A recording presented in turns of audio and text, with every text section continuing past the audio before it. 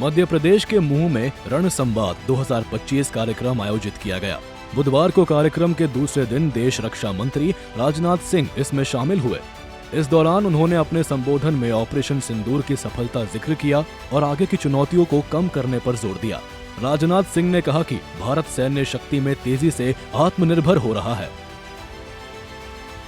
Be it offensive or defensive techniques, operational practices, quick and efficient war logistics, the seamless integration of our forces are matters of the intelligence and the surveillance. Operation Sindoor gave us a wealth of nations.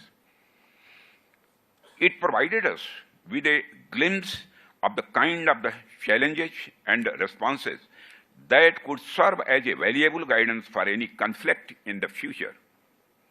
You may also have observed that Operation Sindoor has emerged as a great example demonstrating the success of our indigenous platforms, equipment, and the weapon systems. Its achievements have once again underlined that in the times to come, self-reliance is an absolute necessity. We have indeed made significant progress on the path of self-reliance, but there is still a long way ahead that we must travel. एक दिन पहले मंगलवार को इसी कार्यक्रम में CDS Anil Chauhan ने दुश्मनों को चेतावनी दी थी। अनिल चौहान ने कहा कि भारत शांति प्रिय देश जरूर है, लेकिन शांतिवादी नहीं है। देश की सेनाएं युद्ध के लिए हमेशा तैयार हैं।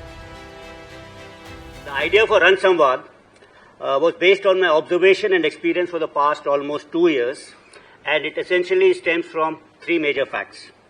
First, I thought that the focus of the armed forces needs to be on war, warfare, and war fighting.